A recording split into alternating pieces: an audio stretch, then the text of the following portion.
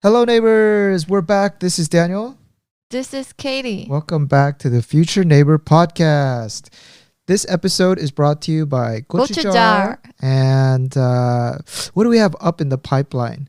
Oh, we have new breathing containers. I know our kimchi containers have been quite popular, but now we have a new line of them.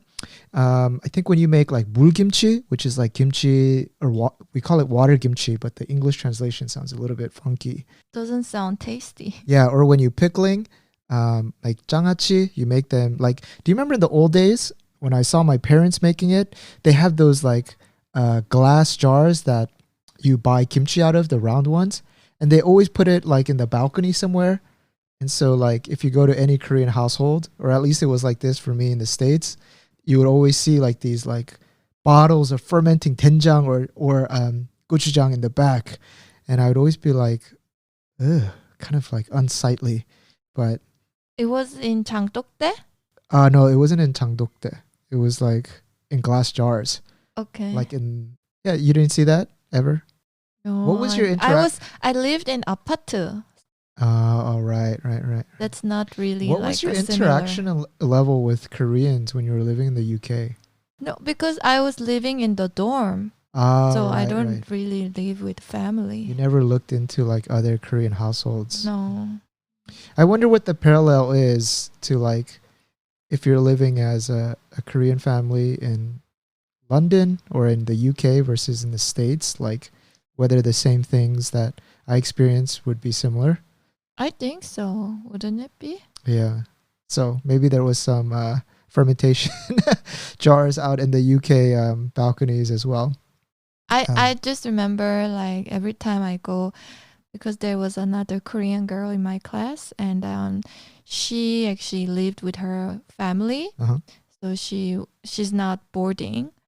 So sometimes she would invite me to her house, and then they would have like stacks of the Korean drama videotapes Yeah, that was in her living room the same for her our mom. house too.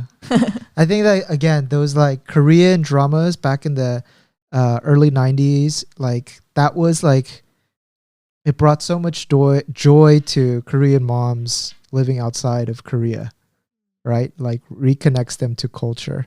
Yeah. You know why they're so big, right? Because they never returned them. Why they're so big? Like the VHS stacks of tapes, you know why they're stacks? Is because no Korean mom is returning them on time. You just borrow them. And they're so cheap to produce. I wonder how many of those shops were actually paying like royalty. Or was it just like, you know, we used to burn CDs back in the 90s. You just like download it off of Napster or LimeWire or whatever. Yeah. I wonder if those shops living abroad were paying royalty like to NBC or KBS. But then like it was pretty. They did one time I did visit one of the stores, and it was pretty big one. So it's kind of hard for me to think that they would be doing that illegally. Yeah, we came far away. Anyway, we have some breathing fermentation containers. They're really high quality. It's not up yet, but it should be in the next few weeks. Yeah.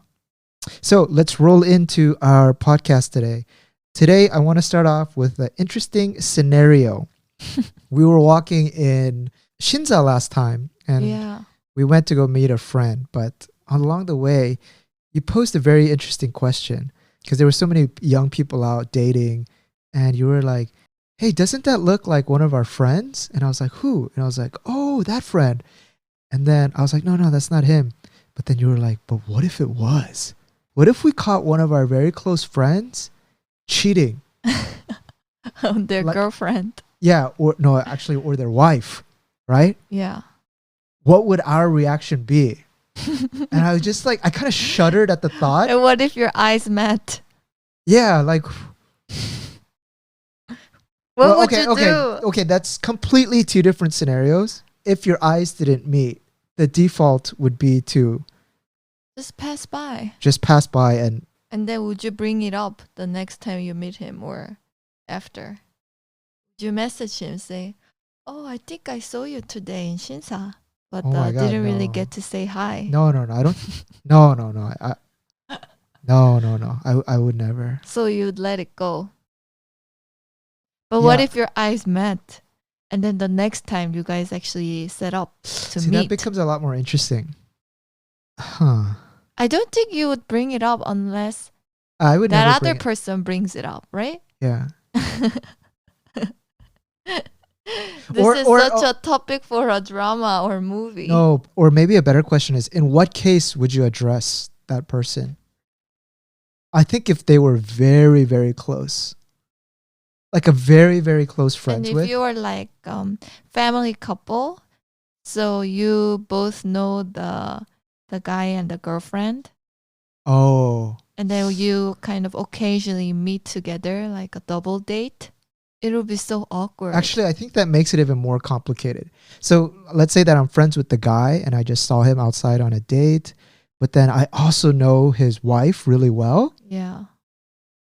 And then you Oh, I we think- set up to meet No, I a think that. few days later or something. No, you're making it more tough. But if I knew the wife well too, Yeah. I think it would You be. would tell the wife? No. There's like a written. I don't know if it's a guy code, but I wouldn't. Guy code. No, I wouldn't trigger that. That's not. Yeah. That's so not you in would your. let it go. Yeah, I would just let it go. But it would be hard for me to see that person in the same light. You lose respect for that person. It would be hard to take anything that person says without a grain of salt from now on. Because he's a little bit of a contradiction. So like if he was very close to me, Yeah. I would feel like I need an answer why, or like what's going on. Because like it's really hard to like keep a relationship with someone who's like so conflicting. I mean, if he was just a mutual like friend in your circle, like how you have very, very close friends that you can like call anytime and like just talk about anything. Yeah. And then you have associates. I think if they were associates, you would never bring that up. Why be the bearer of life-changing event news person? No need to do that.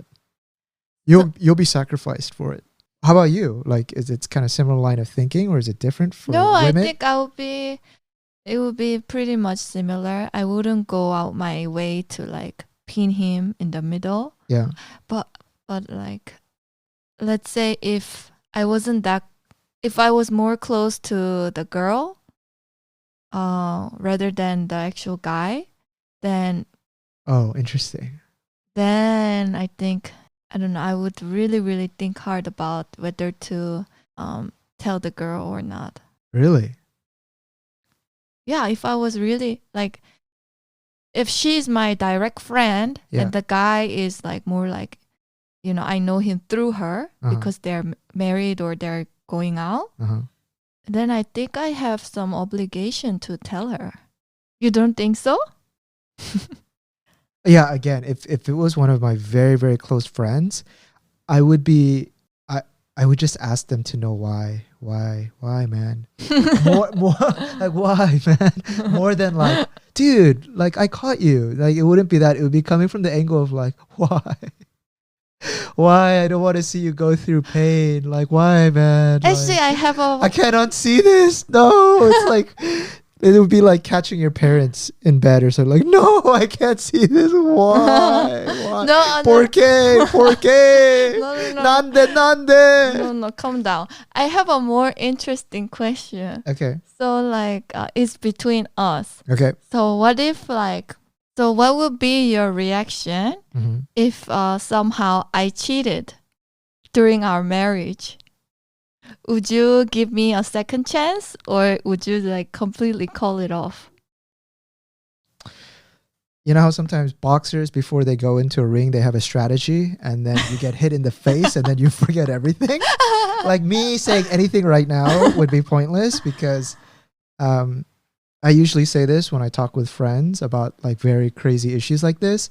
Logically, I would want to say that like, if we had kids, and I would think about the impact on the kids, and just like we'll try to understand like why. Nande, 왜 그랬어? But knowing me emotionally and being so like just that personality, my emotions would just say, oh, hell no. I don't know why I ask you this question. Maybe our listeners would kind of take it in a wrong way, but it's just like imaginary question that came up. I mean, it's kind of like a weird time that I'm asking you now before marriage. Yeah, you're playing like devil's advocate, but it's fine because I enjoy entertaining these thoughts. Well, let me throw it back to you. Yeah, for me, let me think about it. I think maybe if it was a few years ago, like when I kind of think imaginary that happened, then like I would think there's no mercy. Meaning you would come and like we would break up. Okay. Break up. Like there's no going back. But then now I feel like somehow I want to analyze the situation more. So like I would kind of want to see. You'd make a PowerPoint? You'd make a flow chart?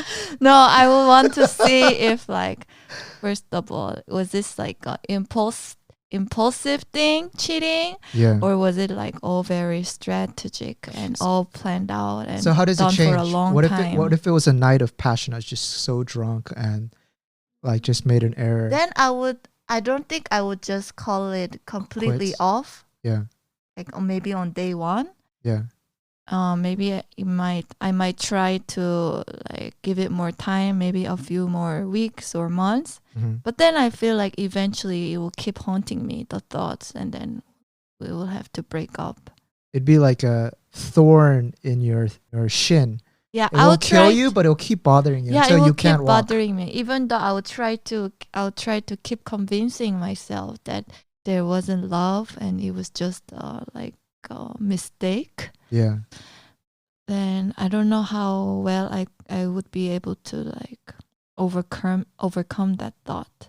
I don't know. I think for most men, or at least for me, like the thought of someone else being intimate with you, that would drive me till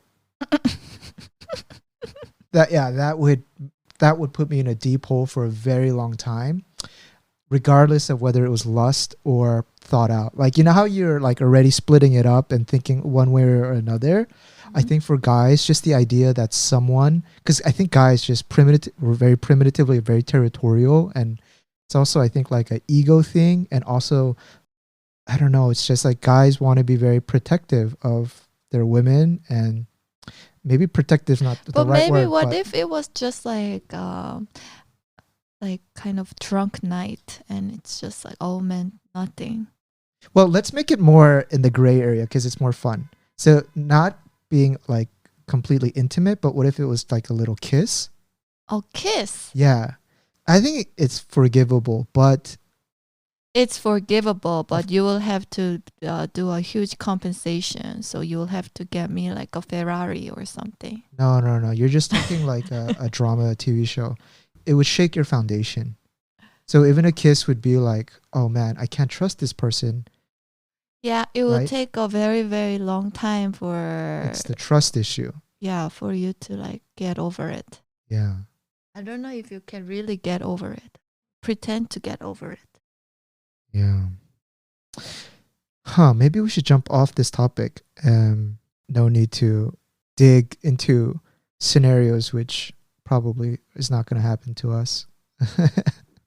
But then like this kind of makes me think about like those couples. I don't know if it's related, but you know, I would read stories that like this guy is gay, but because of all the social pressure and like the need to satisfy their parents, like marries a woman and they have kids, but he hides all these things to everybody else, and it's kind of really unbearable for him because inside he knows he's gay. Oh, this is really interesting. So I kind of occasionally I read this story. I have a real life story that I could tell you. So when I was, I think probably in my mid-20s, and I would go to clubs with my friends, I think at one point I was, my friend was teaching English in Korea just for a little bit, like during summer vacations. He taught this one very rich lady's daughter. And the way he described her, he was like, oh, she's very pretty though. And like, it's like guys talk, oh, but she's so very pretty. I was like, oh, really? Like, show me a picture. Mm-hmm.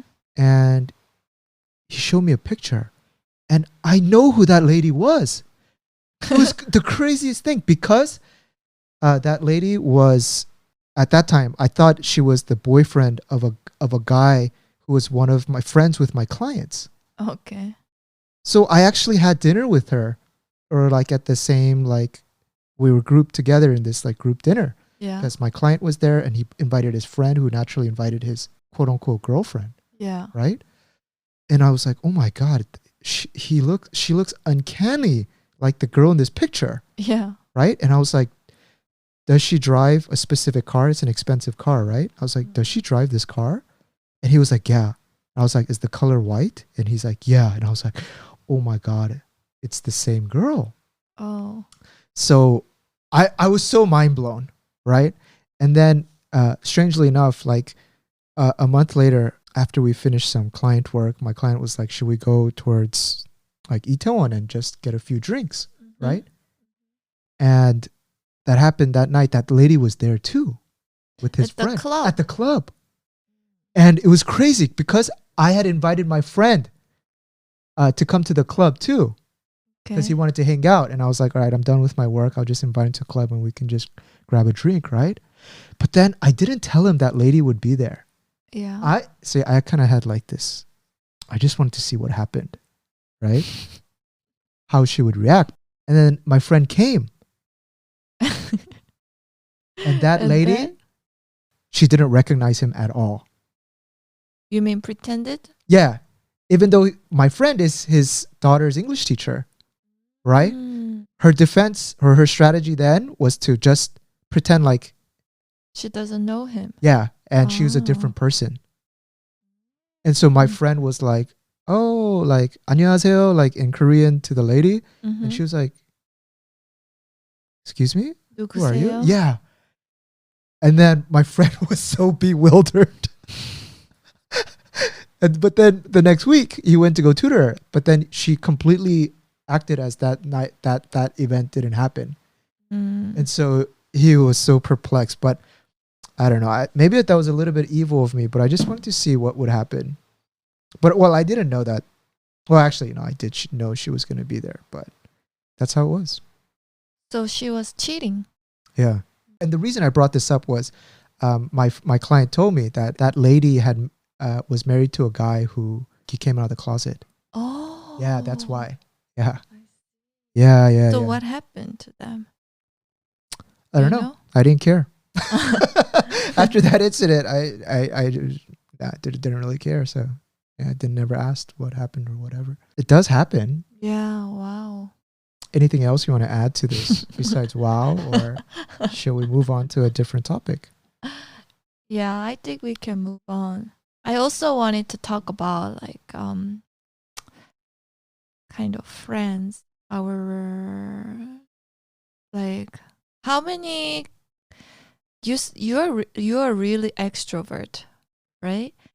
And then you seem to have a lot of like close friends.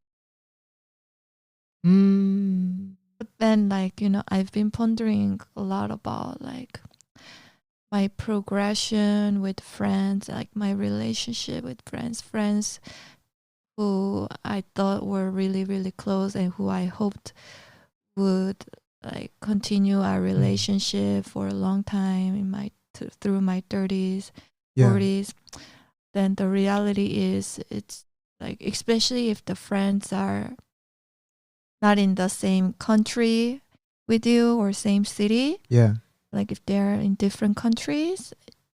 And even though like we have the internet and it's like we are like connected all the time online. Yeah. It kind of perplexes me how it's sometimes so hard to keep the friendship going. I know where you're coming from.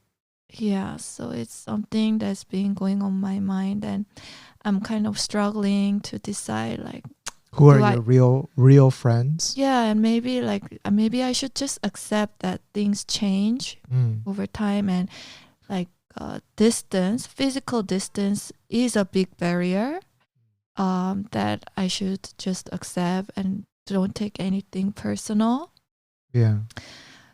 Or is it just particular person? Like So- my relationship with that particular person is just not strong enough now, so that it's like kind of falling out.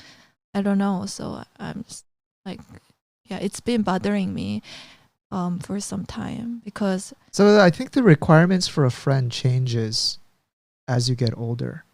Friends when you're in your 20s is someone that you can have fun with, right? Like when you're in your 20s, you don't really share that much like deep details about your family, and like there's not this like level of empathy and like, you know, but as you get older in college and in high school, like your requirements change. And then when you graduate, like friends, let's say that you get married. If your wife, for example, doesn't like your friends, then that makes it difficult. If you have kids and your friends are single, you start to see them less because you have like less touch points. But I think the definition of how do you say this? Like how, I don't want to say relevant, but how much you can connect with someone, it really evolves with where you are in life. And I think our 욕심, or our what do you call that? Our desire would be that our friends that we've had since childhood remain the same or reciprocate what we need until we get older and older and older and older, right? And if we have a few friends, or maybe even one friend that can reciprocate what we need throughout our different stages in life, that's something to be really, really thankful for. I think so. And if you ask me how many friends I have that are like that, You have quite a number of friends. no, but the way that we're defining it now, I would say maybe one friend. Yeah, that maybe one or two friends max, according to the definition we say now. Because and those friendships, I'm going to say two now. What I've learned in my 30s is that when you're in your 20s, because you have no obligation to society, you have no job, you have no responsibilities, all you have is free time. So you don't think about this, but nurturing friendships and that level of friendship, it requires time, which is like a valuable resource as you get older. So like you have to nurture that friendship, even if you don't like necessarily feel like it, like from day to day. Like one of those friends, I don't know if he listens to this podcast, maybe he does, but the reason I'm able to or think of him in that light is because every year, like even no matter how busy we are, we've taken a trip to a different country to like meet up, because he lives in the US and I live in Korea, and just to take like 3 or 4 days to catch up. And we came to a conclusion that, like, I'm happy we're taking the time to like to nurture this friendship, because there's like a lot of value in having friends who have seen you grow up to see where you are now, right? That's something. And then if I think about it like that, then I'm very careful of who I want to bring that close to me and invest in that time. Because if that person is wanting to hang out with me for an exterior motive or agenda, like, oh, this person's very knowledgeable in this, I need help on this, then at a certain point that becomes shown, and you feel kind of like, oh man, I thought of you a lot deeper. But I know where you're kind of struggling with, and I've already had to move like mentally who I thought would be, maybe I would have said I have 5 close friends, but 3 of them I've already nudged to the associate like circle because it's just not the same energy anymore. Yeah. But it's hard to fight that because it has to be reciprocated. I want 5 of them, but then 3 of them don't show me that same energy. Yeah. And I can only throw so much energy and try to get in contact with you and try to meet up until I feel stupid. Yeah. Like it I feels like a know. 짝사랑. Like I'm like, all right, Yeah, yeah. 짝사랑. It's 짝사랑 like means what? one-sided love. Yeah, That's what I've been feeling with this very, very, very close friends I have. And then it's like I feel like it's about time that I move on and let them go, like internally. yeah, But it's also like kind of hard to accept too, yeah, because then I feel like, I don't know, I'm letting go of my like old piece of memory. And yeah, but I have like good friends that I made in Korea too. I think I'm the type of person who sticks with few good friends rather than like wide range of friends. mm, Um, and yeah, but it's kind of hard too, because like, sometimes like there's this also one other friend that I would sometimes, like in Korea, I would try to arrange to meet her, but first of all, it's so difficult to just set up a meeting day. And then for some reason, this person always brings her husband. And then like we feel like it's like in groups of three of us, and like it feels like it's not comfortable, because that this husband doesn't come to the lunch with us, but he's waiting outside somewhere, like having coffee. yeah. So It's a bit that strange. person is waiting, Yeah, and then you can see that it may be like, oh no, right, like maybe 2 hours after meeting, the friend is kind of agitated. She's looking at her phone and like kind of checking out what her husband is up to. yeah. I would feel too if I knew that you were there waiting for me. You could cross her off the list. And then that's kind of like, even though I genuinely enjoyed time spent together when we are together, those kind of other factors like influence me, and kind of now, like the next time I'm kind of thinking of meeting her, those thoughts come up, and I'm like, I'm already like kind of putting me off from meeting her. Friendship shouldn't be so painful. I mean, it should be fun to meet up, right? And Yeah. it should be enjoyable. I feel like every relationship you have with a friend is so different. Yeah. So yeah, it's kind of hard to generalize and like really speak on the other person's behalf. But I feel like this is kind of my pain point, and like I have a few friends in Korea that I can rely on, and we're close. But yeah, maybe with those old childhood friends, it's time for me to move on. Yeah. Well, we only have a certain amount of weekends or days that we can meet up. And Yeah. now you just have to prioritize the people who can help, or that you enjoy meeting up.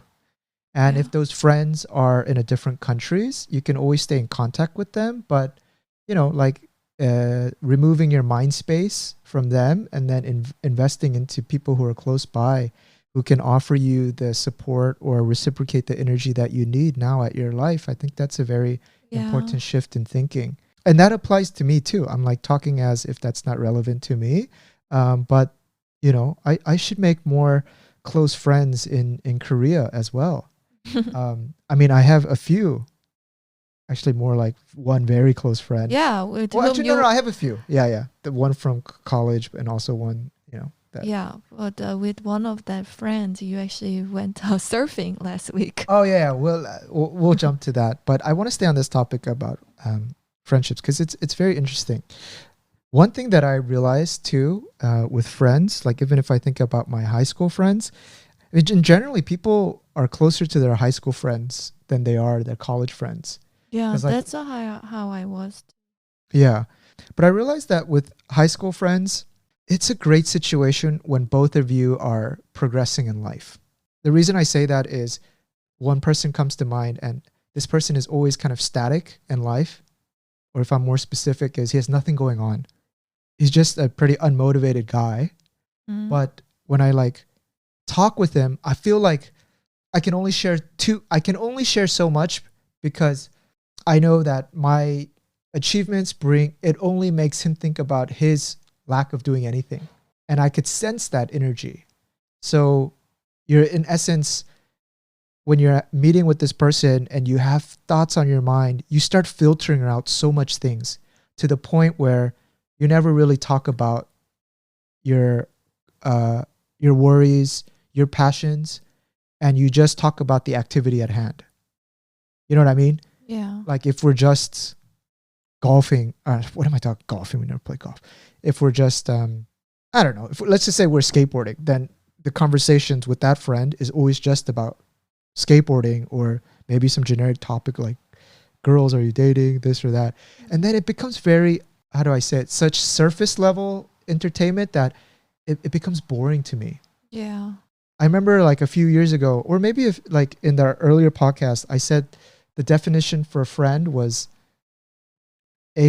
someone you're able to be vulnerable with. And in order for you to be vulnerable with, that person has to have a room or has to have enough mental space to absorb your vulnerability. But if that person is not doing well in life, he doesn't have this like capacity to like really engage that way. I don't know if you know what I'm talking about. It's kind of like generic level talking, but no, but I know the friend you have in mind, so I know like all the backstory, so I can relate. But if for people who are listening, I don't know if they're gonna think like, oh, if the person is not interesting, anything going on, I don't really want to engage with that person. No. You know? Oh, come on. Yeah, no, I'm not like explain. that. No, I'm not like that. Yeah, like if you're not like you don't have anything going on or something. No. Come on. No, I don't see it like that at all. But just. Yeah, I mean, but my point still remains, like, you know, hopefully, like, simple like this. Hey, Katie, how are you doing? Oh, no, not much. And then you ask me back the same question. What about you? Oh, dude, guess what? And then I talk about myself for 1 hour? Yeah. Right? Yeah. That's what I mean. It should be like, Katie, what's going on? And you should be like, oh, guess what? I have this. And then you're like, what's going on with you? Oh, yeah, I have this too. This, that. And then there's like this reciprocation of energy. Oh, I didn't know. That's interesting, right? Yeah. And so it's not like every conversation should go this way. But if when your weekends becomes that valuable, I'm less inclined to want to meet with the person that is just becoming so dull. That's why that saying of like, hopefully you and your friends grow together as a team. There's a reason for that saying. That's like the best case. Yeah. And that's also leads to healthy relationship. Do you think it's because around this wedding time that you're a little bit more sensitive towards it? Or do you think because an event like this forces you to think about things like friendship? Yeah, I definitely, because, you know, I had to definitely think about like who I want to invite to the wedding, right? Mm-hmm. And that kind of made me reflect about the relationship I have with friends, and like even if the friends are abroad and I cannot invite them or due to COVID, but still I would kind of throw myself this question: if there wasn't COVID, what would I have done? Right. So, but I know, I mean, I have a few girls in mind that you're so close with, even if you guys are separated by different countries. The energy is always good. Every time I see you talking with that friend, you're always happy. And so, you know, it's just other girls you thought were in that same like close friends range, but you're realizing slowly that their energy is not as reciprocating as much as you thought would, right? And you're disappointed by that, right? I've gone through that. But I don't want to make like harsh judgments, because, you know, maybe they are just really busy in their career or in their family, but because their communication isn't very clear, like I think there's just all these like things, confusions mounting up, and kind of gets me frustrated. Those people that you're talking about, that's been like at least 3 or 4 years the same things that you've been saying, which means this is something that we said to each other.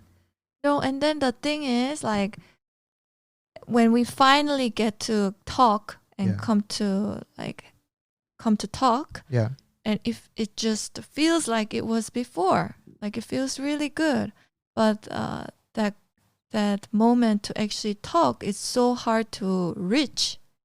Yeah. Do you But know what I mean? I do. But what I'm saying is that if you keep those friends in your mind as like, oh, these are my closest friends, you don't feel this sort of urge to go meet newer friends and culture new relationships. Who's calling us? 엄마가 전화 왔네. All right, one of our closest friends, her mom's. 여보세요? All right, guys, we're going to take a quick break. 지금 팟캐스트 하고 있어. 끝났어. All right, so this whole talk was about how to kick Katie's mom off as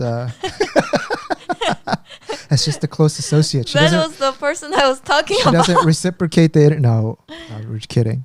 In your mind, if you mentally organize them as maybe not close friends, you're going to feel more of a demand to go build new friends in Korea.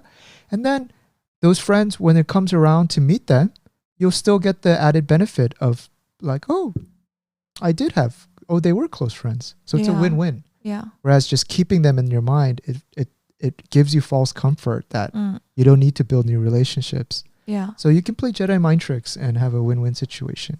Actually, speaking of making new friends, I was like really tempted to like join this book club. And then I kind of imagine myself like meeting all these completely new and different people. Well, that's actually making a good friends idea. there. Yeah.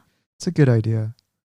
Because there is like this physical bookstore that I'm following, and then they have like this monthly book club. They even put you on their Insta page. They reposted me, Yeah. but yeah, and then it's like a thing where you go on the weekend, and then Go Kitty. it's like I don't know exactly how it works, but it's at least like a physical place. You meet with physical people and just talk about book that you're reading. So it sounded quite interesting. Katie, so far, all of the people that we've met and become close friends with, it's enriched our life so much. I know. Because they have different passion areas and they have different ways of thinking that challenge our way of thinking. Yeah. And just thinking about it itself has been fun. Plus, they open us up to new areas of interest. Climbing was brought to us via your friend. One of my other friends, we go through so many like fun hobbies like windsurfing, or like there's just so much randomness that comes and the random through people, good relationships with random friends. people we meet in climbing. Yeah. But just not that we meet, it's just that also random relationships, some good, some bad relationships that we've been observing in our climbing gym too. You should talk about it. Yeah, it's kind of funny. I feel like anyone that I talk to at the gym, as soon as I like talk with them for a little bit and I like develop sort of hey, what's going on kind of relationship. Daniel is so friendly, so I like within 2 weeks they disappear. They never come back to the gym. Oh, that's so funny. Yeah, like it might be coincidence, but Katie was like, "There's something about your energy. It's too 부담스러워." I think it's too overwhelming to the Korean people, so like they decide Katie, not to extend their monthly subscription. No, you're making me feel terrible for being friendly. Yeah, it's more that they probably I don't know. Maybe you're right. It was so funny because one time we met this another Korean American guy who joined the gym, and then immediately like they were like kicking off their relationship. And I mean, You're making it seem like I'm dating this person. No, kicking it off. Yeah, we had like wine and we had opened up some cheese, and he showed me his latest climbing gear. Like, no, I mean, it's just saying hi and saying hi and like sharing a few words, sharing encouragement to each other. And then the next month he doesn't come. He's like, God damn it. I came to this climbing gym so I could get some something I could do by myself, but this guy just keeps saying hi and wanting to share cheese and wine. Yeah, I think we should just go down the Oh, there was that other guy. His name was actually, wait, I shouldn't say. His name was similar to Hongdae. Yeah, that's how we remember it. Yeah, his name was rhymed with Hongdae. Yeah, every time we started climbing together, and then I was like, "Oh, Katie, you should. Hey, here's here's this guy. Hey, this is Katie. Blah blah blah blah." And then the discussion of like, he was asking, what do you do for a living? And I was just like, oh, this. And then I asked him, what do you do for a living? And then he kind of like dodged the question, but I wasn't like savvy enough. I thought he just didn't hear me. But basically, I think he didn't have a job, right? And then a few weeks later, after we got like introduced ourselves, he never came back. No, it's not a few weeks later. It's like, that was like the last moment that we saw him. Oh, I see. The day that we decided to open up a little bit more about ourselves. And I learned that he was studying programming. And I was like, oh, that's so cool. And like, I was like, yeah, if there's anything that I can help with you, preparation for applying for jobs, like I can help you. You can reach out to me. And then like the next week, we were anticipating to meet him. Yeah, because we come at like set times. And but he never appeared. Yeah. So I think we're making that Jim lose business by saying hi to people. I think we should be quiet and put in our iPods and just climb in silos. Anyway, I don't know. We always have fun with that. So we should move on. I'm sure this is a relevant topic about like how to categorize friends and for anyone. What's next? Oh, I want to talk about neighbors. So I went to a wave park in Korea, and they make artificial waves. So climbing has been something that I really, God, please. But you're working really hard at it. Like you go on even on Friday evenings, and like on top of that, sometimes on the weekends. I'm talking about surfing, Katie.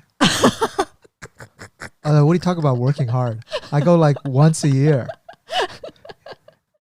I was like, Katie, dang, you're really like, you're really exaggerating for me. I haven't seen this side. Normally, you're pretty like, you don't add much to statements. I'm savage to you, but yeah. Oh, okay, go on. I was talking about the wave park. Oh yeah, not at all. Then. I kind of have this fantasy about riding like waves really well. So I know how to ride the whitewash waves, which is like where you learn how to surf. So after the wave breaks and then there's all the foam, you know, they push you and then you can stand up. Sorry. But I want to learn how to ride a green wave. That's the ones that are forming in the back that like usually turn into a barrel. But I think it's almost impossible to see those barrel waves in Korea, isn't it? Yeah, that's why I went to the wave park. Oh, I thought since I know how to ride those beginner waves, I was like, I think I'm intermediate. So I paid extra to ride the intermediate waves in the back. They imported this wave technology from Germany. So there's like two sides to the park, and one side makes the waves go left, barrel left, and one side makes the barrel kind of turn to the right. So my close friend, he's still quite a beginner, so I reserved for him to ride waves in the front in those whitewater or in those the beginner waves, and I signed up in the back. And so I got out there and I was like really excited, and then the waves start, right? And these were about shoulder height waves. Oh, so just stand up, and that's how the waves are, which are like perfect for intermediate. As soon as I got on the wave, I realized I'm not an intermediate. Because I haven't learned what to do once I catch the wave, because I never caught a proper green wave in the back in the wild. I've always caught the beginner waves. Yeah. So I'm just trying to just like basically stand and just let it push me forward. But I think my understanding now, I might be wrong, but when you're riding a green wave, once you're like up on the topper lip, you need to kind of curve into the wave. Like, so you need to curve left so that you can ride the part that's still curling and not the part that's crashed. Oh. Here's me just trying to go like in like a perpendicular line straight, and then the force of the shoulder weight crashes me, and I'm not turning, and I didn't think of that, right? So you need to go diagonally. You just something like once you're on the wave, you need to turn the board so that you can ride into the barrel, and then you can go up and down, and just ride it. But for some reason that never clicked with me. So So you learned this after? Well, first of all, I haven't paddled in it forever. And if anyone has been surfing, you know, like half of the work is paddling out there. And even if it's a wave park, in my mind, I had never been. So I'd imagine like just like at a snowboard or a ski resort, you know, you can just ride a lift and it'll drop you off. I thought they would have some sort of mechanic where you just hold on to something and it'll take you. No, you have to paddle to the back where they're generating the waves at that height. By the time I got there, I was just like exhausted. I thought I was in good shape because of climbing. No. Paddling is different. So by the time I got back there, there's just this lifeguard that's just looking down, and I didn't want to. I want to show like, hey man, I can ride. Like, That 자존심. Yeah, that self ego. So I was like, literally like, oh my god, I need some breath. But then the last person had gone, and the waves were still coming, and he was just looking at me. So I was like, oh shit, I better go. And so like I went, washing machine. Just washing machine.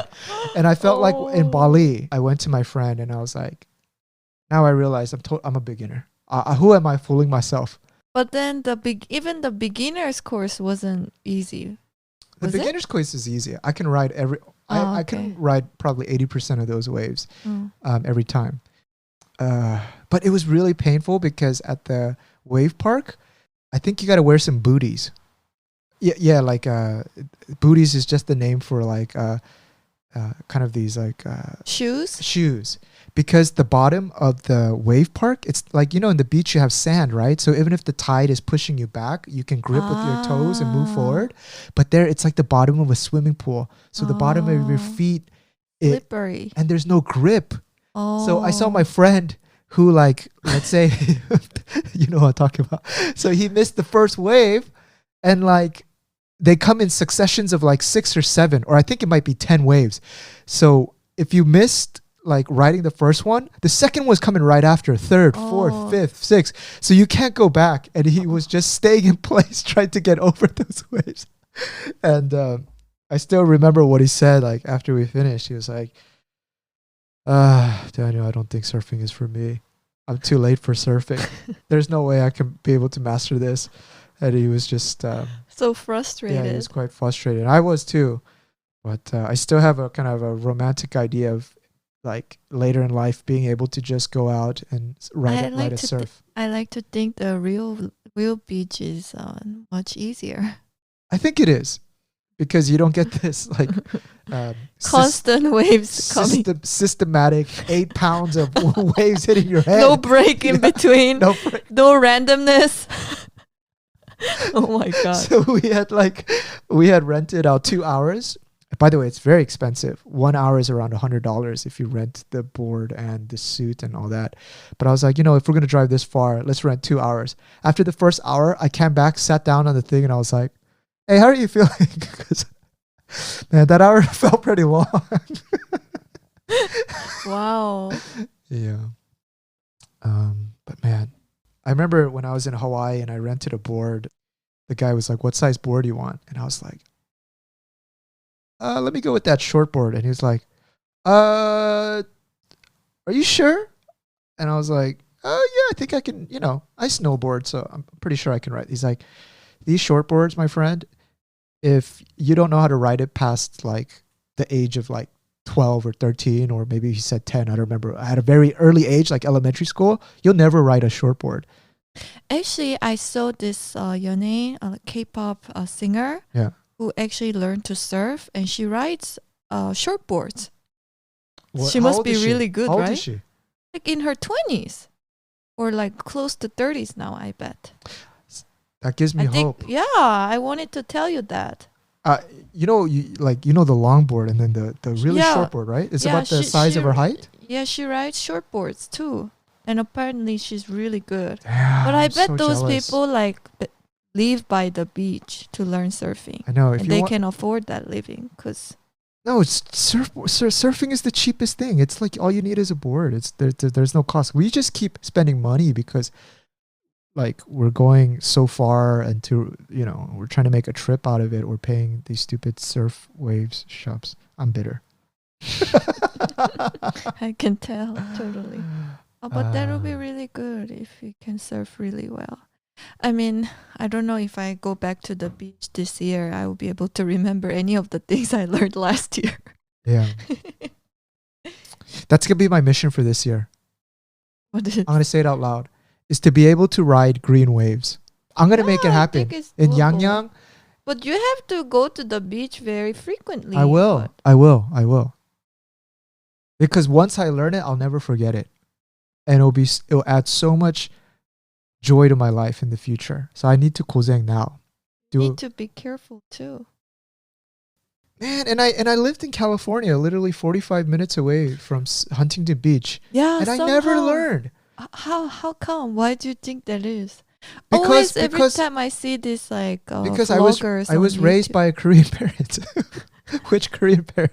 Which like surfing that never crossed my parents' realm.